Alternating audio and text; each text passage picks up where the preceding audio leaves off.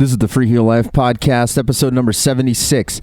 I'm your host, Josh Madsen, coming at you from the Freeheel Life shop in Salt Lake City, Utah.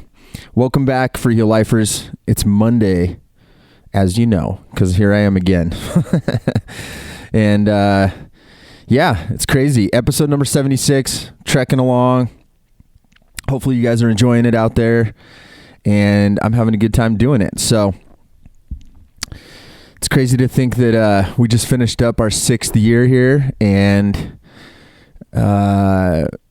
yeah, already there's never much of a break. It's like we kind of get done, and then it's like the scramble to get ready for the next one. So I know we're already thinking about obviously next fall for the North American winter, and can't wait for that. Hopefully you caught the last couple episodes talking about Protectors of the Turn, our new Freeheel Life Protector 95 and 105 skis that we're going to be making here in Salt Lake City, Utah. And we're super excited about that. If you are interested in the skis, it's kind of funny because we've really only talked about it on the podcast and kind of teased it out a couple other places, but we've got quite the list of people going. And we're probably going to be capping this thing at around 35s. I kind of think what we're shooting for right now, and we're pretty close. So if you're really interested in us kind of getting a hold of you, getting you the details in the next coming weeks, let us know. Our hope is that, we're going to batch these out this summer and then kind of roll that in to being able to make skis throughout the winter and stock the shop. So that's the rough plan, to let you in a little behind the scenes.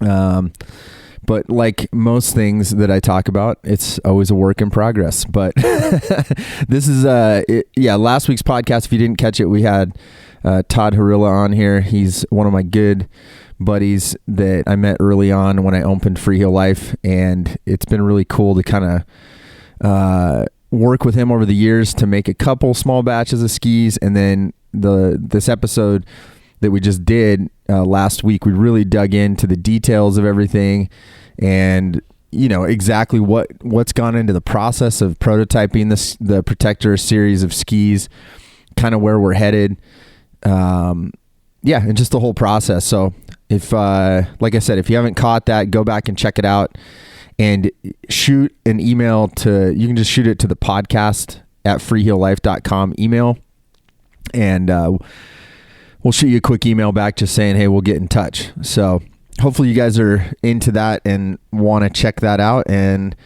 if you're sitting back and kind of just watching the process, we'll have some of those skis in the shop to try out next year as well. So welcome to the journey with us, and it's going to be a good time. So a couple newsroom and notes, mostly from the shop. There's still some demo stuff available and a little bit of overstock that we're trying to get rid of just so we're not sitting on it during the summer. Honestly, a really quick way to get a hold of people with that stuff is Instagram. So if you're on our Instagram, definitely keep an eye out, because a lot of times especially this time of year, I'm here a little bit more and able to kind of pop in and, just kind of help push some of this stuff out. So definitely a good opportunity to get on there. If you're not an Instagram person, check the website for sales. But sometimes you Instagram people, it's easy because I've got those stories.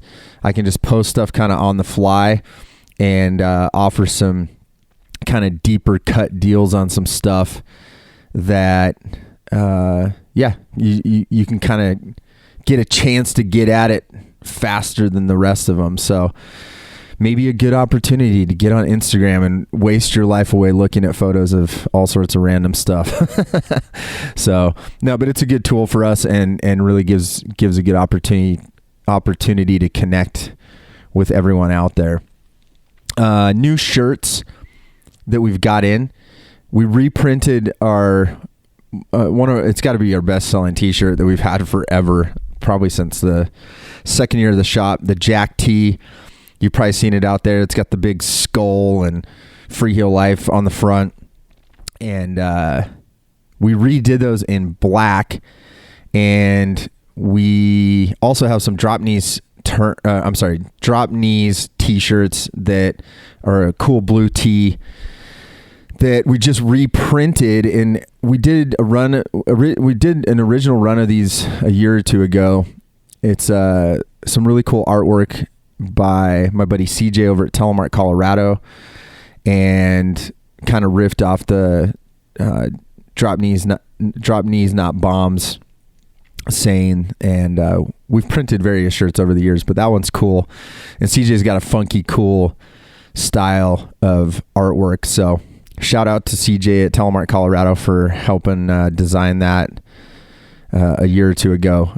So those are up. As far as the t-shirts go too, we've moved to a new tee to up the quality on those. So we're super excited about it. We felt like it was kind of time to upgrade the tee to just a better material blend and fit, and just trying to up our game a little bit. So if you've had t-shirts in the past, and we're always trying to analyze stuff and try to figure out how to make better products, and this is kind of our step in that direction. Also, it's got a cool custom roll tag on it, a little Freeheel Life flare on the bottom of the tee. So scope it out. We'll be posting some photos again on the social media channels and website, and you can check those out. Drop knees and jack tees available now at freeheellife.com. And also I mentioned that Cinco 5-panel hat if you're looking for a hat. And then we've got some other cool hats coming as well.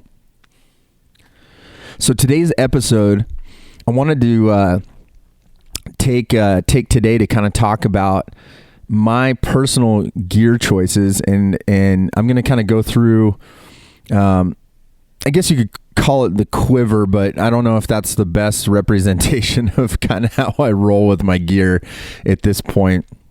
But I thought it'd be cool, a good springtime activity, because people are looking for gear, looking for deals, kind of storing stuff away, starting to think of how they might upgrade stuff the coming fall season. And I know Dosty and Taylor and we had Nate, our used gear specialist, on here. It's always the common topic, like, what's your gear, what's your quiver?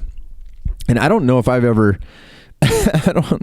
dug into that too much on just on my own personal taste and stuff. So I thought I'd do that. Honestly, before I kind of started working in the ski business, and honestly, early on too, I mean, I'm not as much of a gear freak as some people, only because I didn't grow up with a bunch of money, and I just never thought about spending money on gear, or early on as a young kid, and I got into Telemark when I was in late junior high, early high school. So I don't know. I just never. I was always more into the ski side of it, and just kind of skied whatever I had, and never really had a opportunity to do that. And then, early on and kind of in the ski biz stuff, I was getting skis from certain companies that I was working with and whatnot. So you just kind of, I just always kind of, oh, cool, you're going to help me out with some equipment? Awesome. That's what I'll ski then. So I think, over the years, and obviously, since I opened Freeheel Life, I've had the opportunity to, I have opportunity to ski a ton of different stuff.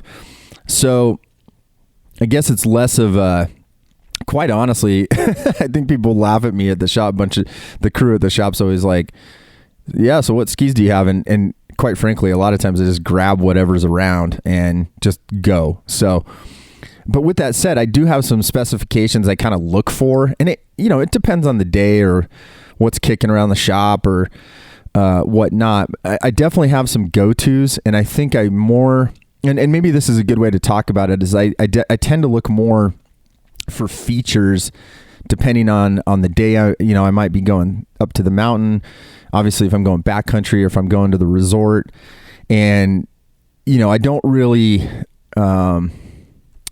I kind of hone in on stuff at certain points, and I might have certain things that I like more. But I figure, let's kind of hop into this, and I wanted to kind of share, some of my thoughts and feelings on this. And I'm just kind of going off the cuff and wanted to just kind of share some of that. So I think the best place to start for me is I always start with boots. That's probably the first thing I think of in terms of what my gear is going to look like. And over the years, I've changed a lot of maybe my perception of maybe what my go-to boot is. And like I said, I mean, I'm fortunate because I literally got a shop full full of equipment. So I realize, if you're out there, you've probably got a pair of boots. If you're fortunate, you've got multiple pairs of boots. But I don't think that's very common for most people. So I'm gonna kind of start because I obviously ski a bunch of different boots and gear, but I wanted to start kind of more with like a modern day setup and kind of where I've ended up right now, and then kind of talk about where, other things that I have that I'll take out, or other things that I came from. So funny enough, this year, the boot that I skied most is the Scarpa TX, which is not a boot in existence. And I think it's honestly the TX conversation's kind of becoming a funny, I don't know. It's sort of like this weird, Dosty just, if you follow our YouTube channel or our IGTV, Dosty just talked about bring the TX back. But it's a funny boot because it was in the line, the TX, quick history on that, was the original Ntn boot. The original version, this orange one, was pretty stiff, but the one I have is one of the last ones that they made, which is a gray and kind of lime green color. And, if you had to liken it to the 75 millimeter Scarpa, it's probably closer to like a T2 Eco. I would argue that it's a little bit stiffer, but it's definitely softer than the TX Pro, and it's a 3-buckle boot. And you can find them online. They're a good snag. If you see one, they're good, and for whatever reason, I just kind of kept grabbing that boot this year, which is kind of funny because it is a little bit softer. But I skied it on Outlaw X from 22 Designs. I skied it on the M Equipment's Majo binding. I skied it on the 22 Designs Lynx. It's just kind of a good all-around softer boot, and it's easy to use, and I could use it for tech toe, or I could use it for a regular cage toe setup like an Outlaw X. But so I ended up grabbing that boot a lot this year. I'd say the TX Pro, if I had to just kind of average things out over the last 5 years, the Scarpa TX Pro is what I've grabbed probably most frequently. Me personally, I don't notice a lot of difference with the TX Pro versus the Scarpa TX, only because to me it's kind of a similar feel, and it's a little bit softer boot. And the way I compensate for a softer boot on, let's talk about this. And I talk a lot about the bindings in NTN and the ability to adjust and kind of change stuff. In more recent years, a lot of times I'll actually go with a softer spring configuration with a softer boot. And I'd say that's more my all-around go-to, only because I like the ability to sort of be able to noodle through stuff. And noodling, I mean quick transitions like moguls and going through trees. But I can still open it up and, carve turns. It's just not like a super aggressive boot binding combination. So yeah, as far as NTN boot, and I do have the Scarpa TX comp, I don't pull those out quite as much. And there was a point when I was transitioning to NTN many years ago, probably, I mean, we're talking 2009 was probably kind of when I switched to NTN primarily. And I was coming from the Scarpa T Race, which is not a boot in existence any longer, but that's what we all skied back then. If you were someone that was skiing aggressively and really wanted to get after it like that, the Scarpa T Race, for those of you that aren't into all the names and stuff, it's the tall red boot. And there was a white what we call the candy cane version. And I skied all of those. And so when I transitioned to NTN, I kind of just automatically went to the TX Comp thinking, oh, well, I'm going to go with a stiff boot. And then, like I said, in the last 5 years, I've probably transitioned more over to something that's a little more kind of in the middle stiffness wise, and just I kind of play with more the binding rather than the boot. I think, that's something to be said. Like if you're in the 75 millimeter realm, the bindings, they're not as torsionally rigid. There's, a cable binding in 75 millimeters got some twist to it. And it's just a different feeling in a lot of ways. But I think we tended to compensate for the stiffness in the boot rather than trying to utilize the whole system of boot and binding, which that's why I love NTN is it's just it's a great modern version of a Telemark boot and binding if you know how to use it. And if you go back through any of the podcasts, it's the constant topic because it's kind of strange that we have these two platforms, 75 millimeters not really being innovated on.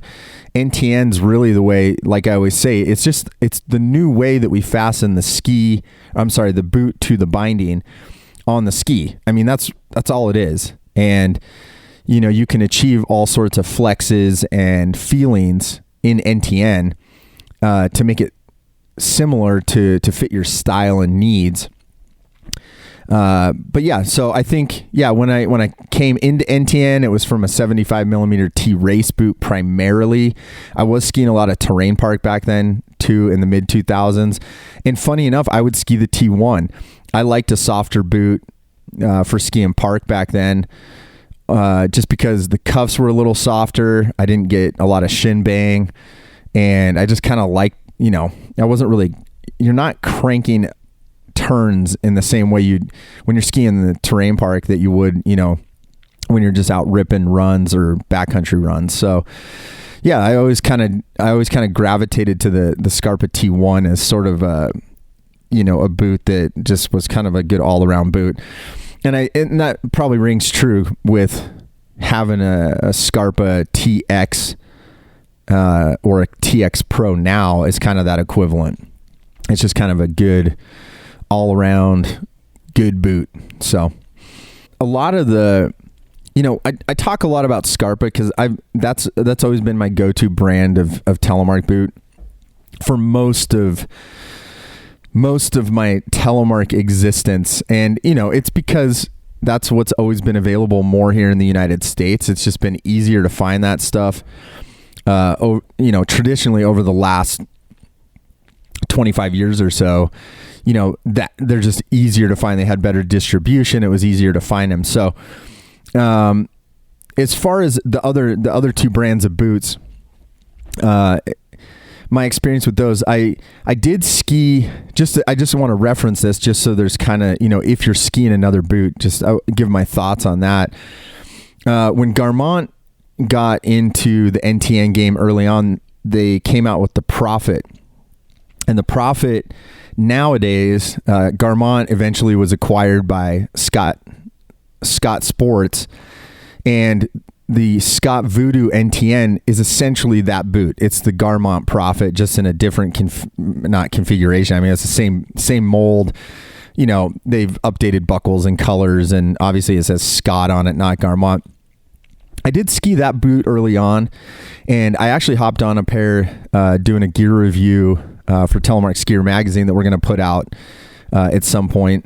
And the Scott Voodoo is it's an interesting boot, and it's, like anything, when you go from one brand of something to another, there's obvious differences. But I think it's good to mention, like, the Scott boot is good for a small group of people. I don't think it fits as well on me personally. The flex of it is really, it's interesting. And the biggest thing that stands out when I ski on a Scott boot or the Garmont Prophet, whatever one we're referring to, is it doesn't have the instep strap that goes over the ankle. It's got 2 buckles on the top and then a buckle on the bottom. And it just, that alone makes the whole, plus it's a little bit softer plastic.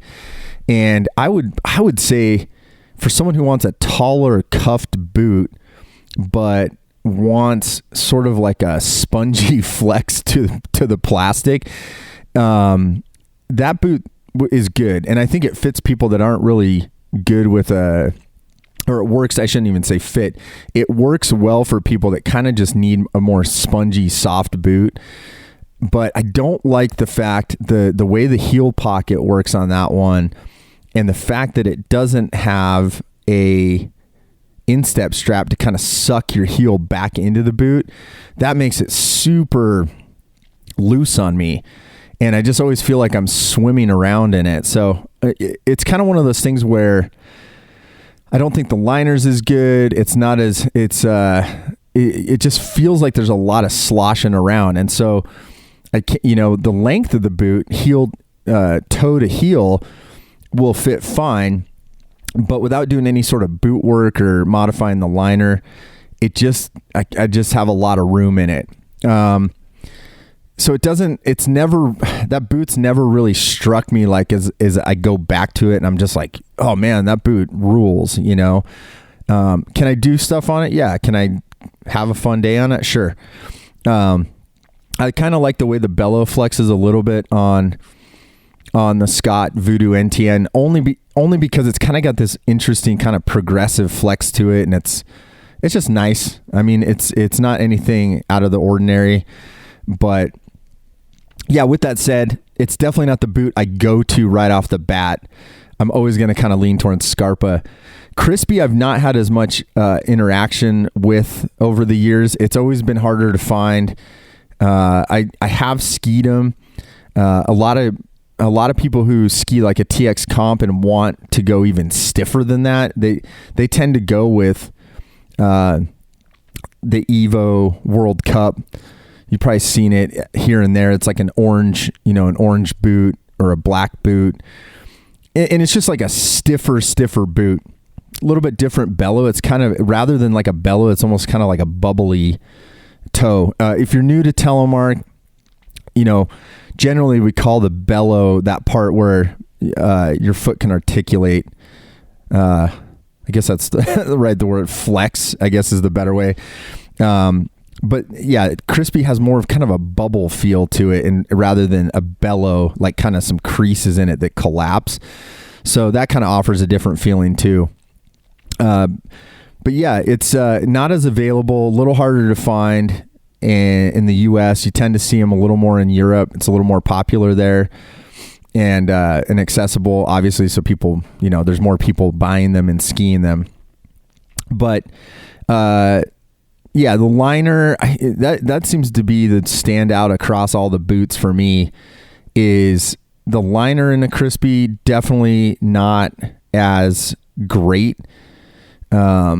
In fact, we have a lot of customers that even if they do get a hold of those, you'll see them come in. A lot of them have put in an Intuition or like a zip fit liner or something inside of the Crispy to kind of make up for the stock liner not being that great. So there's kind of an additional cost to that. And yeah, that's kind of it. So yeah, in terms of modern boots, that's kind of where I'm at. TX Pro, Scarpa TX, probably in there somewhere. I'd say because you can't buy a TX, it's kind of ridiculous for me to tell you guys to go find one. So TX Pro is probably where you're going to land. And it's got tech toe, so you can ski the tech toe NTN bindings, and you can ski a regular cage toe. And I think, me personally, I like that, especially because most people, you're spending a lot of money on those boots. it just seems to be just something that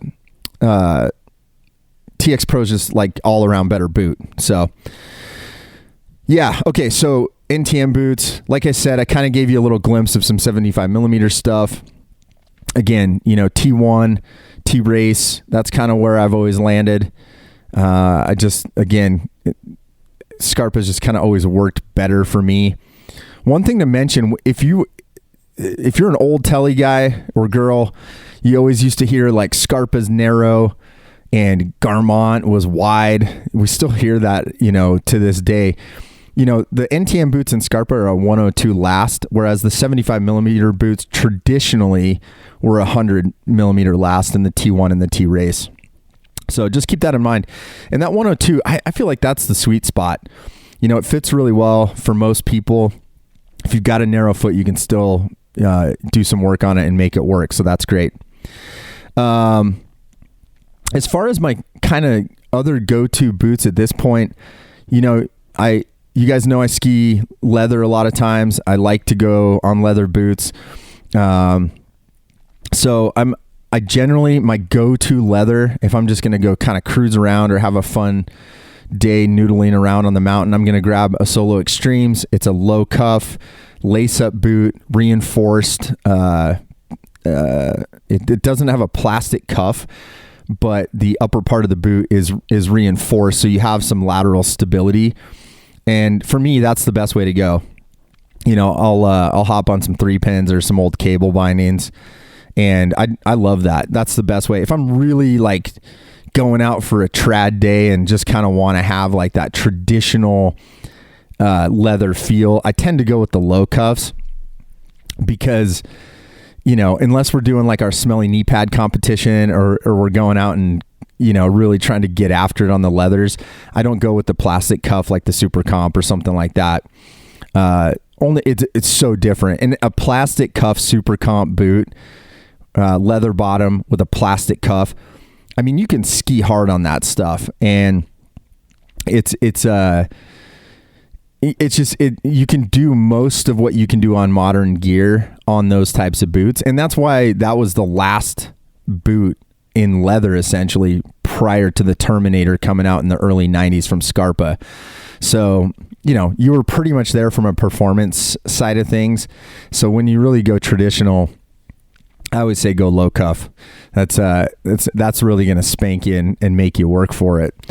So that's kind of my boot overview of where I'm at and kind of what I use and why I use it. And for the foreseeable future, I'll probably kind of stay in that realm of Scarpa TX Pro, and until there's something new out there, that's kind of my go-to boot for both touring and also for resort stuff. It's just it's got all the features that I can go between different bindings, and yeah, the Flex works for a variety of stuff. So it's good all around. So getting into bindings, I've obviously kind of focused more on, NTN stuff. So that's kind of in the boots, I mean. So let's kind of go right into that. Like what are my go-to Telemark bindings that I go to the most often when I'm going skiing? 100%. The binding that I tend to go to most that I can easily grab at the shop is I'm going to grab a 22 Designs Outlaw X. Easy step in, easy adjustability. I can go touring on it. It's very simple. It doesn't have a lot of parts that can break. It's easy to change the spring configuration on it. And much like I was saying about the TX Pro boot, 22 Designs Outlaw X it's like total utility binding, and I can use it for the most things. So I've done backcountry trips on it, where I'm doing a lot of vertical. I'm hiking every day. I actually did one up in Canada outside of Revelstoke, outside of Kicking Horse, kind of that area. A few years ago. I don't even know where I was. All I know is I flew up there and I skied some sweet pals. So But honestly, that was a good example of, especially when you're deep in the backcountry, like we got dropped off with a helicopter, we're staying in a lodge, there's no access. Like if you break stuff, you got to be able to fix it, otherwise you're going to be sitting and not doing any skiing. So, for me, that just seems like I'm getting great performance and not dealing with a lot of parts. Now there are some other options. I'll get into that in a minute, obviously for backcountry stuff, but if I had to choose one binding on the market right now, that's the one I'm going to the most. I like supporting those guys too. They're a great company. They're a lot like us. They're a true Telemark company, and they've really carried on the tradition from when they took over from Russell Rainey back in the day. And I like the binding just as a whole because it's easy. We use those on the majority of our rental skis here too. So I like that. I like the idea that it's simple. It doesn't require a lot of fiddling around. I tend to ski those with leashes, which there is a brake, but I'm not the biggest fan of the brake. It's a little tricky to step into. And once you figure it out, it's fine. Like it's not like I wouldn't sell brakes to somebody. If I was working in the shop and someone was like, "Hey, should I get the brakes?" That's what I always say. I'm like, yeah, the brake's great. And for the right application, like, especially like if you want, something that's, you don't have to bend over at all. You literally can just step in the binding. Yeah, 100%. The brake's great. And, but I tend to go with a leash, and, I'll take that extra step of bending over. I don't think I'm too old and archaic yet that I can't bend over and put a leash on. So really not that big a deal. But yeah, so that's my most go-to binding. Now, as we get into tech toe stuff,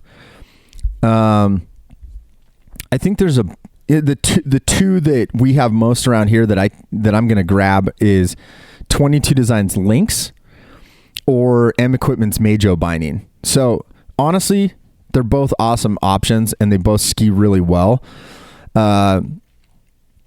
Again, I think 22, it's a little simpler design, and it's less pieces to deal with, So like I was saying, in a backcountry scenario, that particular binding, I feel like I've got less to fix. It's easy to take parts. If something does break, there's stuff to fix it with. Majo, I love because of the releasability factor on it, which look, I'm not, again, like a lot of old Telemark skiers, I'm not the guy that's like, that's my number one factor. Do I think it's important? Absolutely. I think it's a cool thing to innovate on and make better.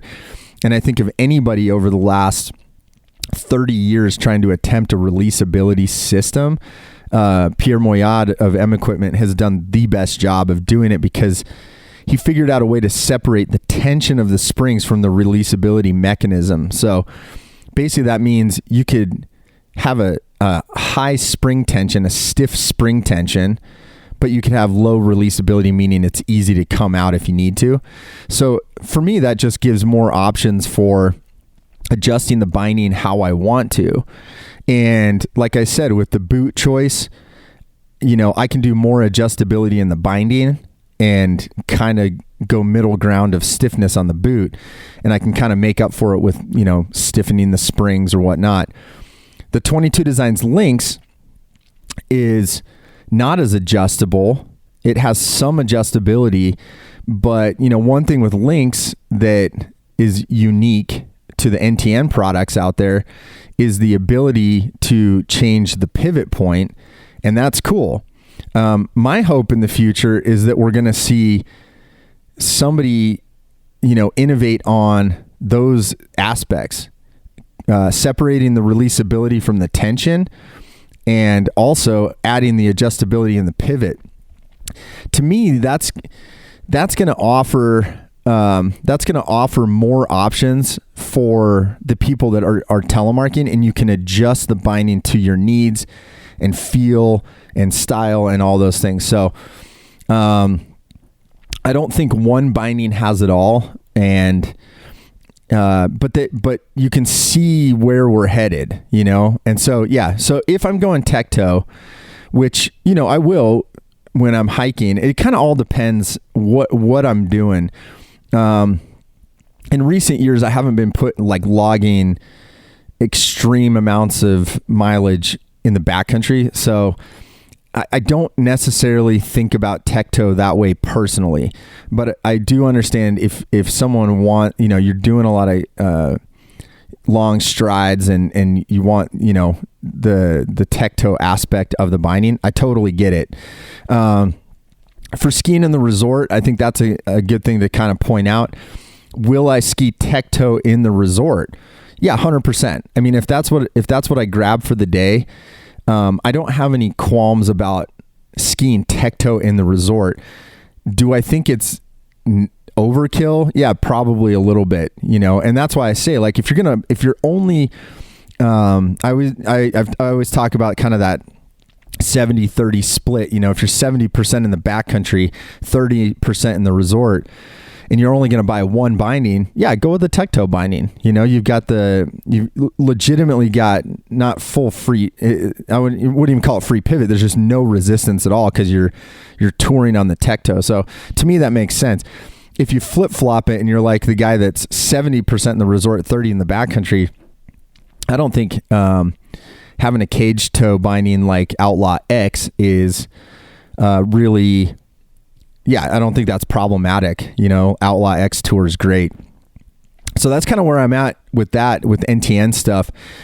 Kind of past history, you know, like I said, I transitioned to NTN in like 2008-ish, right around when it first came out. And in the early days, there was only one NTN binding. That's what was so crazy. You had three boot manufacturers out of the four at the time, Black Diamond being the fourth. They obviously aren't around anymore, and they never made an NTN boot. So, but you could only buy an NTN binding from Rotofella because they didn't let anybody develop on the idea until much later on when the Outlaw came out. So,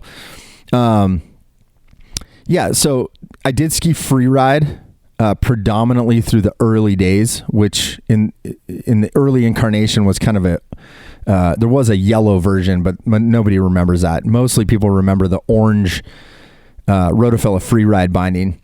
And, you know, it was great. Releasable.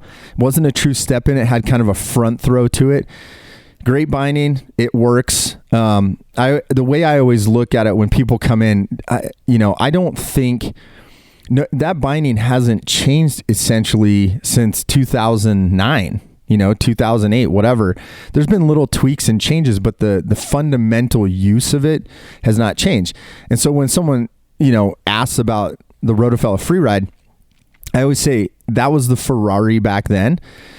And I think the Outlaw X from 22 is the Ferrari now.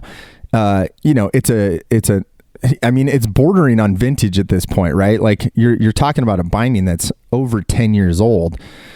And I just think you can get all the features that you would get from a free ride with improved use and abilities. So I feel like that particular binding is sort of obsolete at this point.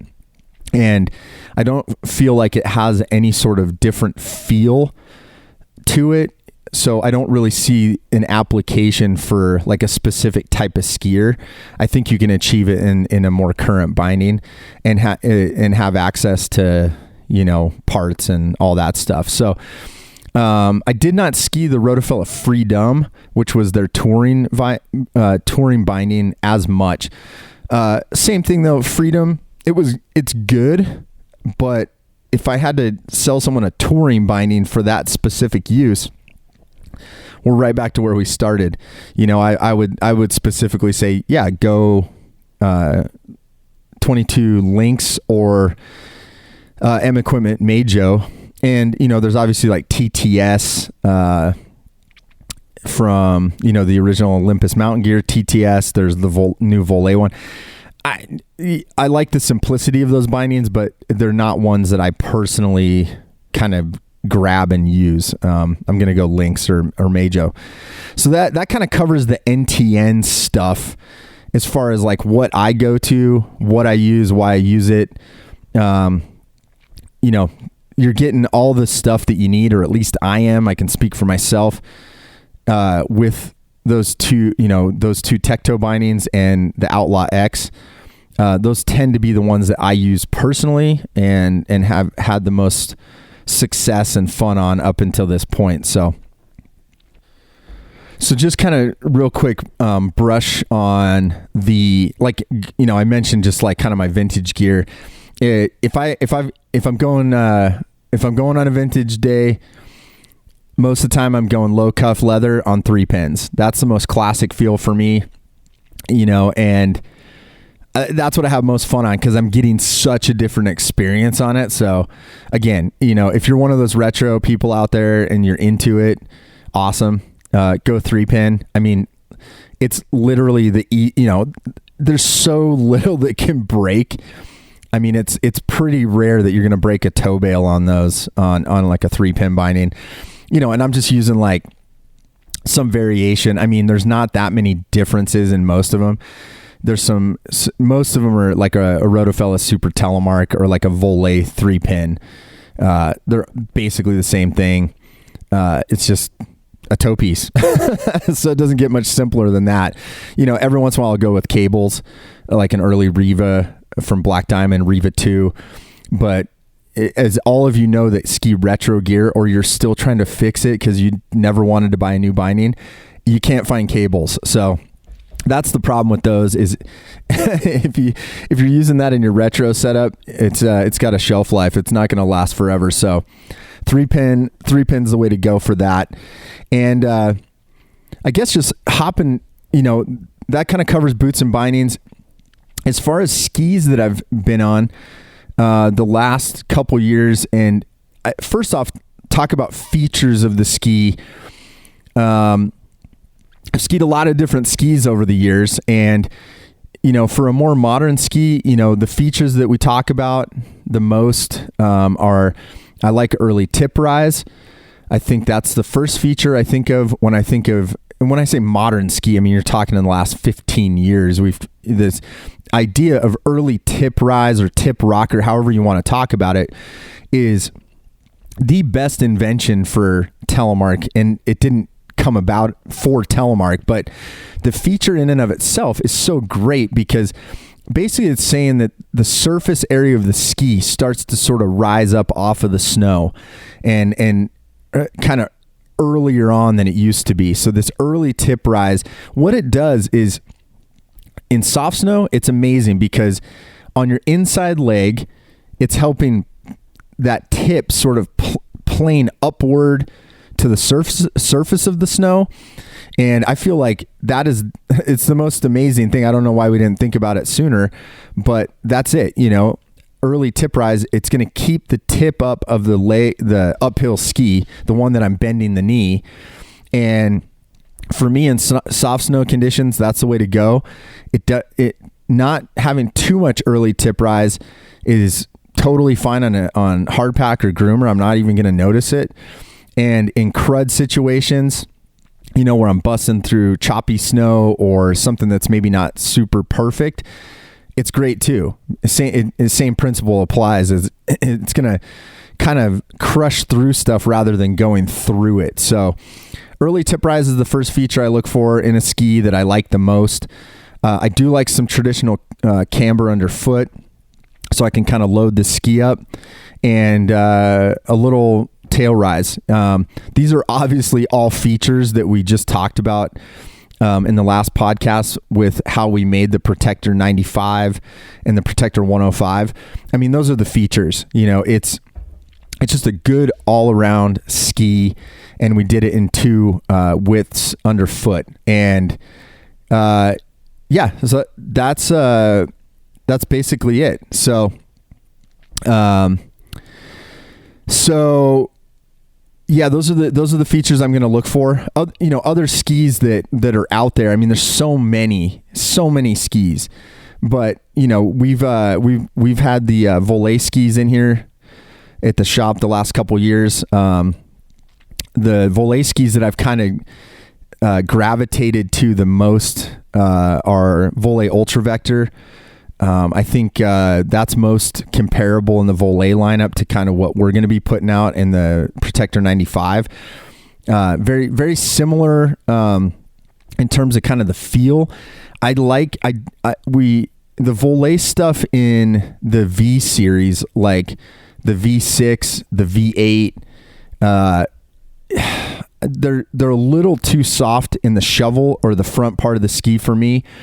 I want soft enough tip, but I don't want it so soft that I feel like the thing flexes out on me and kind of bows upward, or it gets chattery on hard pack. So I probably like something in the medium range of tip flex and not too stiff a tail. Again, I'm giving generalities here. Sometimes I don't know what day I'm going skiing. I'd like to say that I only go skiing on powder days, but that's not the truth. I mean, I kind of go when I can go, and that's it. And so I want a ski that I can kind of go, hey, I might find some soft stuff in the trees.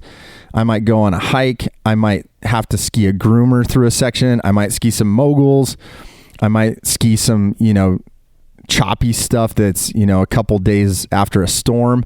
So again, much like I talked about with the TX Pro boot, I want and the binding, I want utility. I want the ability to do a lot of different things on one setup. And so that's what I tend to go to. So, a lot of people are always curious about features of skis, reverse camber or, no camber. Look, there's really specific skis for specific things, but I tend kind of what I laid out in the first part of this ski conversation is I want utility. I don't unless I'm going to have like a full quiver of skis with like 15 pairs of skis, which, I have access to that stuff here at the shop, but I don't feel like that's a normal way to talk about skis, because most people don't have that many. Unless you're Nate Nordell and have like 88 pairs of skis or used gear specialist, if you listen to that podcast. But, I think, I tend to like stuff that just works really well across the board. So talking about width underfoot, I think we're kind of in a different trajectory in 2021. We're starting to kind of head back to not so fat of skis, and I think people we kind of got carried away. I mean, there was a point, in the mid 2000s, I'd say around 2010. Skis, there were skis literally on the market that were 130 and 140 underfoot millimeters, which is literally like a surfboard on your foot. I don't think that's, again, it's so specific. I think we're kind of heading back towards something more between 95, 105. I would say in most cases, like if I had to travel the country with one pair of skis, or go to Europe or go somewhere else, and I could only pack one pair, I would probably go 95 underfoot. And the reason being is I'm going to have plenty of flotation.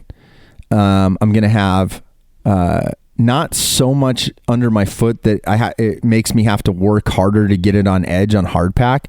So I feel like that's the sweet spot is that 95. And again, that's why we're doing the Protector 95. There's an argument for 105 being your single quiver ski as well. And I would say the 105 underfoot, I feel like is more like West Coast United States, utility backcountry ski for some people. But look, if you're going 105, you're probably on the western half of the United States or similar terrain somewhere else in the world. Going above 105, is there a need? For sure. If it's a deep day, bump it up and get something a little bit bigger underfoot. But like I said, if I had to hop in a car and drive around the United States and literally ski every sort of condition, 95 is sort of that sweet spot for me, for all things Telemark skiing. So, yeah, and I guess just to wrap it up on the vintage stuff, I always go 200 plus, 200, 205, 210 centimeter skis. And, when you're skiing vintage gear, it's pretty much the same. It's a full cambered ski and it's skinny. Not a lot to say about it. There's some different flexes and obviously different widths. Not a lot of side cuts. So, but again, if you're going out on a vintage day, kind of a trad day, you're just going to be skiing on old skinny skis and you're doing it for a reason. So, I for the smelly knee pad this year, I skied the Tele Sava from Black Diamond, which was my high school ski. And honestly, if I had to pick like a vintage ski that's like I can get after it on, that with, like I said, like a super comp and an old cable binding like a Riva 1, Riva 2, that's kind of my traditional setup that I'd go to for getting hard charging days in on the leathers. So, all right. Well, that's, just kind of off the cuff. That's kind of where I'm at with gear, and hopefully kind of gives you a little insight into what I choose. I guess the only thing I probably should have mentioned it at the beginning, but yeah, I'm on a good day, I'm about 195. I'm about 6 foot tall. And, I think I'm a default aggressive skier, but I also, I like to just cruise and I like to have fun. So hopefully that gives you some insight into kind of, what I would ski, kind of what I gravitate to in terms of my brain. If I was buying a setup for next year or starting to think of upgrading gear, how could I get something better? And like I always say, we're always available. We're not as staffed in the summer, but you can always email us, customer service at freeheellife.com. And we basically have the ability to get back to you, talk to you on the phone, and kind of help you through your own personal journey with skis, boots, and bindings, or any of your Telemark questions. So we always appreciate those questions and being able to help you out. So just to kind of wrap up, thanks for listening. As always, be sure to sign up for our mailing list. We'll be rocking that all summer long. So we always send emails out every week. It's got all the information, kind of aggregates all the content that we're putting out, and lets you know what we're up to. You can always check out new articles on the new relaunched telemarkgear.com. We would love for you to become a subscriber. There's an annual option and a monthly option, and we're putting out weekly content to keep you in the loop of what's going on in the telemark world. And for all those that you have supported that already, thank you so much. It's really cool to be able to get back into that and put Craig Dostie at the helm as editor-in-chief, and he's doing a fantastic job of helping us do some in-depth gear reviews. We just put a new one up with the Bishop BMF. It's a both written and video deep dive into that binding, and we're going to be doing much more of that. You can always communicate on our forum on telemarkgear.com, as well as all our social media channels as well. All your Telemark goodies, freeheellife.com, and you can always email me at podcast@freeheellife.com. I'm having a great time with this. Really appreciate all the support of all the different projects we got going on. And until next week, my friends, spread Telemark always.